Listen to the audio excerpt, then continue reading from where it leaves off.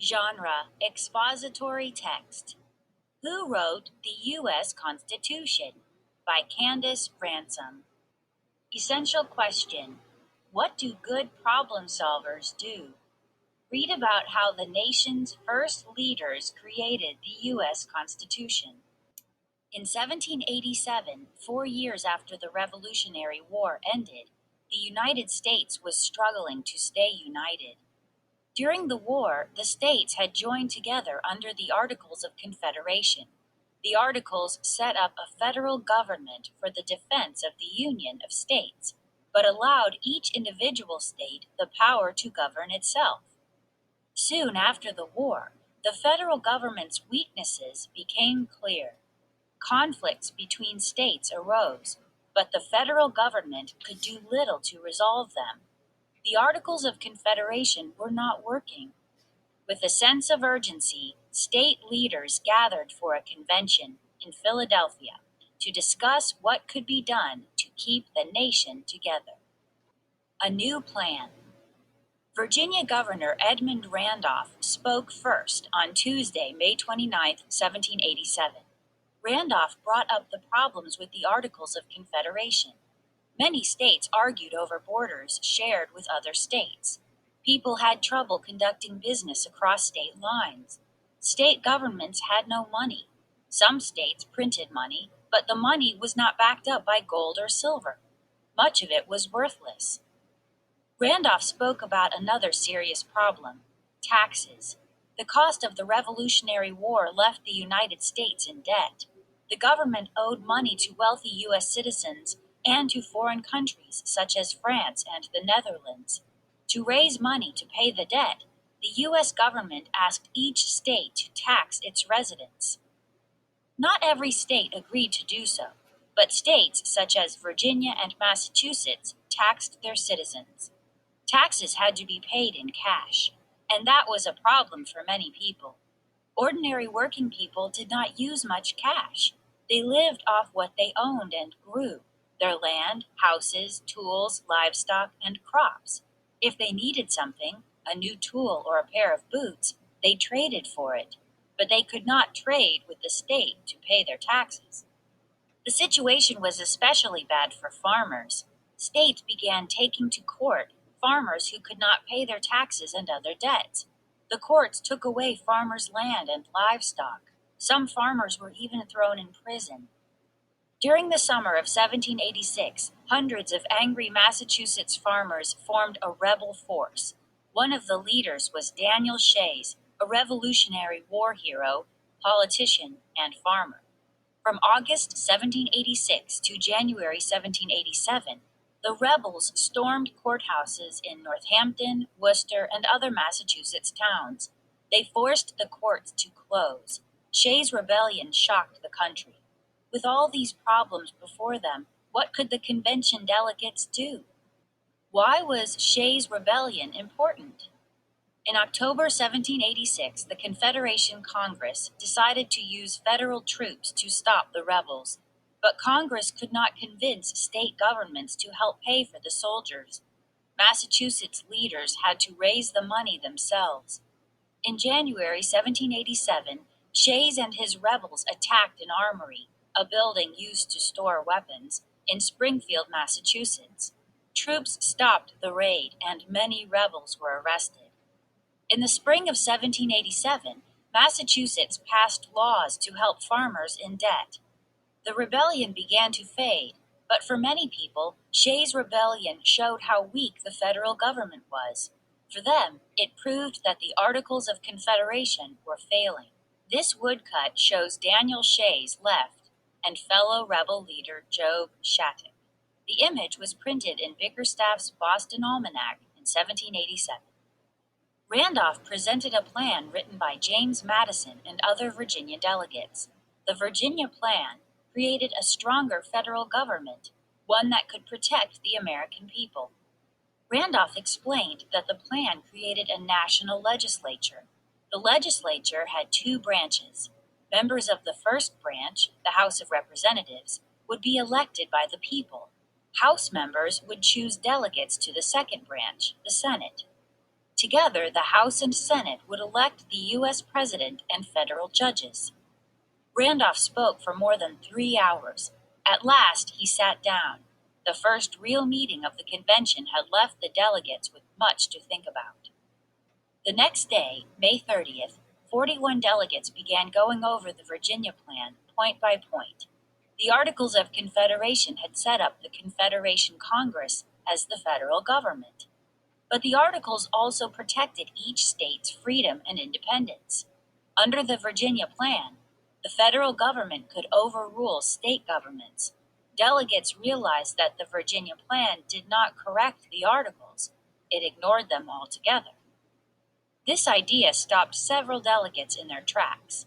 They thought they were at the convention to revise and strengthen the Articles of Confederation. They did not expect a new plan that threw out the Articles. Did they dare change the entire system of government? Edmund Randolph. Separation of powers.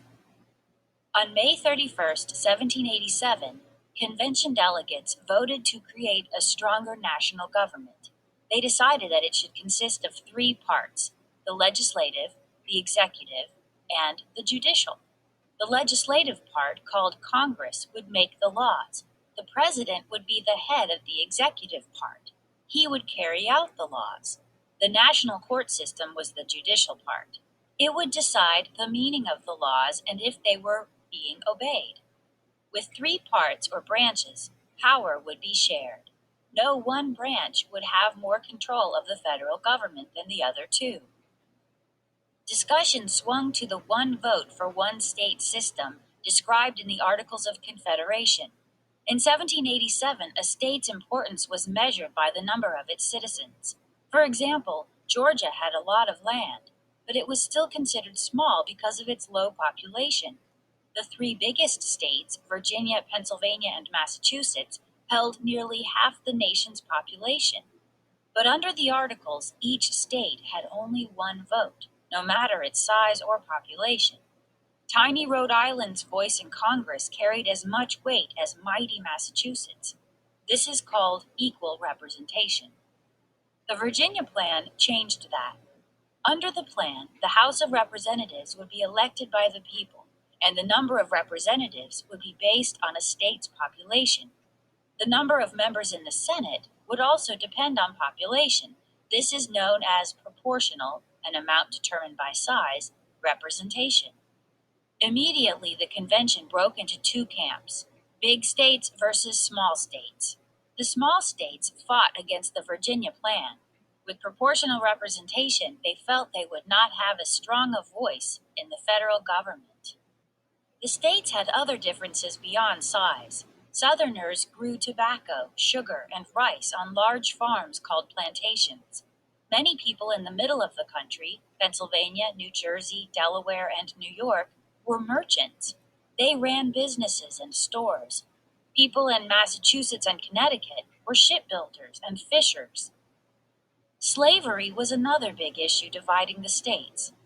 Southern plantation owners used African slaves to work the plantations. Slaves were treated as property. Slavery was against the law in most northern states. Some Northerners wanted to make slavery illegal in every state, but Southern states fiercely defended their right to own slaves. At the 1787 convention, slavery became part of the debate over proportional representation. Should slaves be counted as part of a state's population? Thousands of slaves lived in states such as Georgia and South Carolina. Counting slaves would give Southern states more representatives in the federal government. Northern delegates felt this was unfair. Southern states did not treat slaves like people in any other case. Why should they be allowed to use the slave population to gain more representation? Day after day, the delegates chewed over parts of the representation issue. The room grew hot. The hours grew long. The Virginians had taken control of the convention. Their delegates were good writers and speakers. But Virginia was not the entire nation. The small states needed to be heard. William Patterson, a New Jersey lawyer, presented the New Jersey Plan. It was the small states' answer to the Virginia Plan. Under the New Jersey Plan, Congress would have only one house. It would not have a House of Representatives and a Senate. The federal government would not have a president, and there would be no federal courts except the Supreme Court. William Patterson. The New Jersey Plan proposed that all states, no matter how big or small, would have the same number of representatives. Most important, Patterson's plan did not create a new constitution. The plan was designed to become additional amendments or formal changes to the Articles of Confederation. On June 19th, James Madison jumped to his feet to speak first. He wanted to convince the delegates to vote for the Virginia Plan. He argued against the New Jersey Plan point by point. When he was finished, the delegates voted. 7 states chose the Virginia Plan. 3 states voted for the New Jersey Plan. Maryland was divided and did not cast a vote. The big states had won. For the next several days, members argued. 2 houses in Congress or 1? The same issues were brought up but never solved. Tempers flared. The small states felt the big states were pushing them around again. James Madison. James Madison was a key player at the convention even before the meeting began. He had read about the governments of modern and ancient civilizations. From his studies, he came up with 2 theories. The first was that a national government should come from the people and not the states. The second was that powers should be divided so no one person or group controlled the government. While waiting for the rest of the members to arrive, the Virginia delegates met each morning at Mrs. House's boarding house.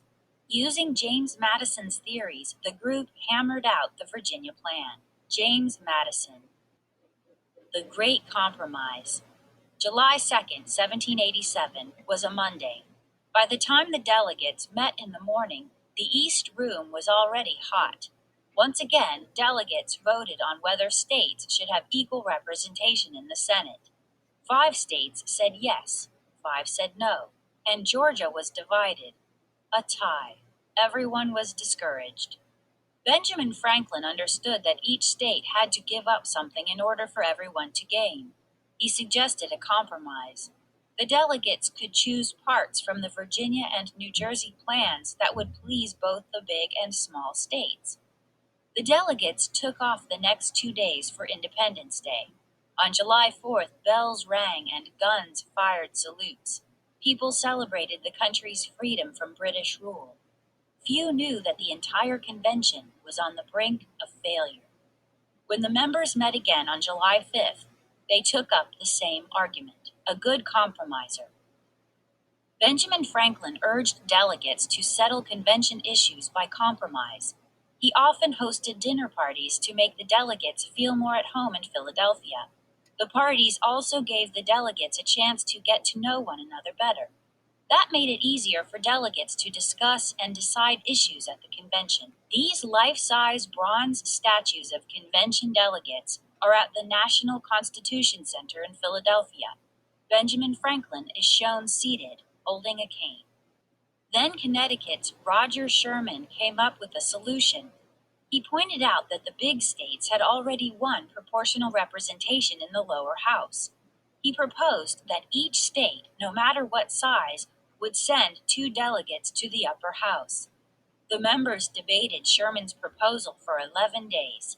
On July 16th, they voted again. The Connecticut Compromise passed, 5 votes to 4. This vote, also known as the Great Compromise, became a turning point in the convention. Delegates from big states and small realized that they needed to think about the greater good of the nation. Almost as a sign that the right decision had been made, Philadelphia's heat wave broke. What about slavery? Should slaves be counted as part of a southern state's population? To solve that debate, northern and southern delegates reached another compromise. They agreed that a slave would count as 3/5 of a free person. In other words, for every 5 slaves living in a state, 3 were counted for the purpose of proportional representation and taxes. This became known as the 3/5 Compromise, or the 3/5 Clause. In the second branch or Senate, each state should have 1 vote and no more. As the states would remain possessed of certain individual rights, Each state ought to be able to protect itself. Connecticut Delegate Roger Sherman.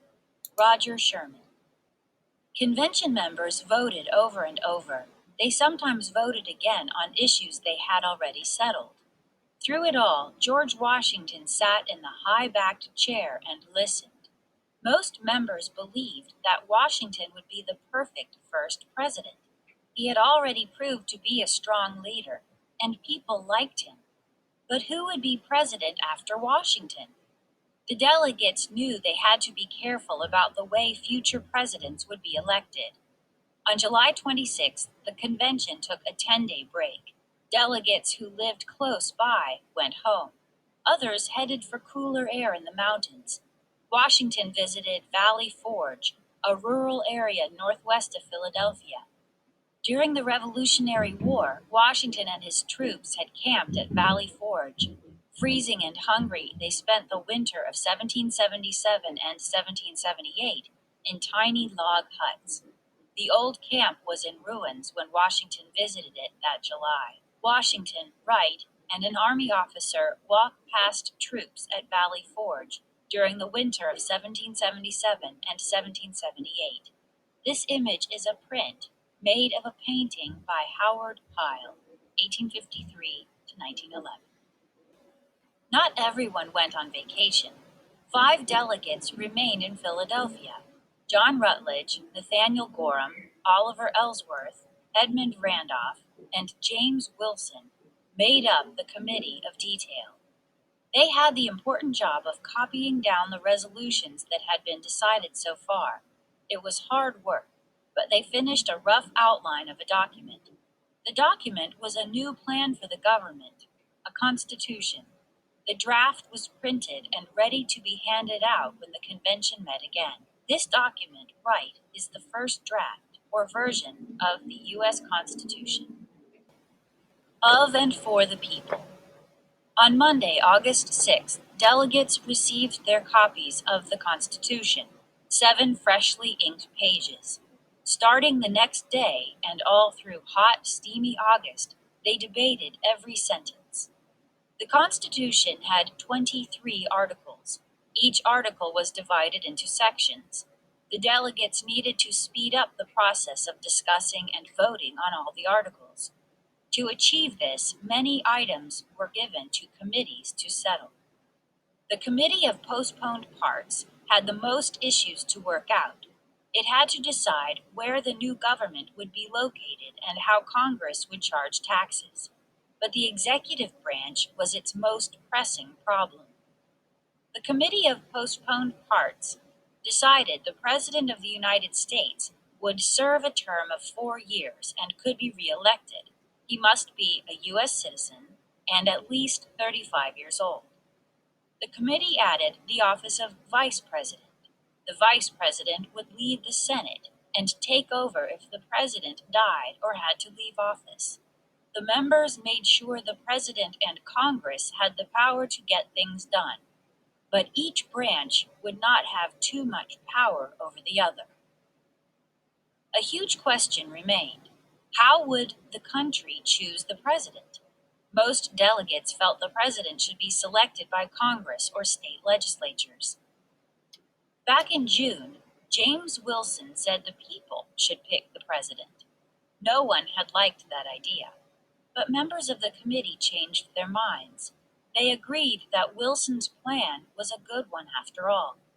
Wilson's plan included what came to be called the Electoral College. The country would be divided into areas or districts. People from each district would choose an elector. Those electors would decide who would be president. The Committee of Style revised the final draft of the Constitution. Gouverneur Morris wrote the preamble with its stirring words, "We, the people of the United States." The U.S. Constitution became a document of and for the people. The final version was presented to the convention on September 12th.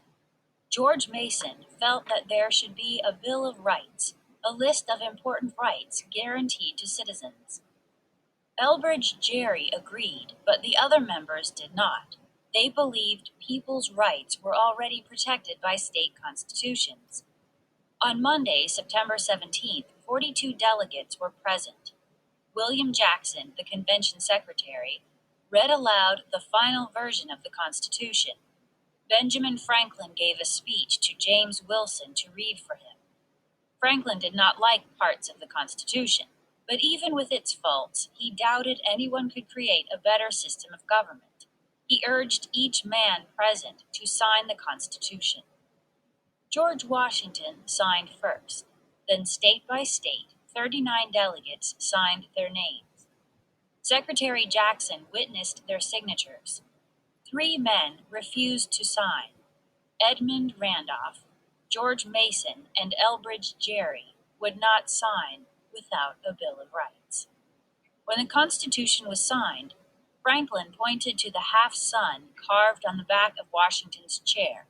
He said he never could tell if the sun was rising or setting, but now he knew that it was a rising sun. That evening, the delegates held a farewell dinner at the City Tavern. They had come to Philadelphia with different ideas and interests. During the summer, they learned to work together. The result was the U.S. Constitution. We ought to attend to the rights of every class of the people. Virginia Delegate George Mason, arguing that the House of Representatives should be elected by the people. George Mason. This is a copy of the U.S. Constitution. The original U.S. Constitution is kept in the National Archives building in Washington, D.C.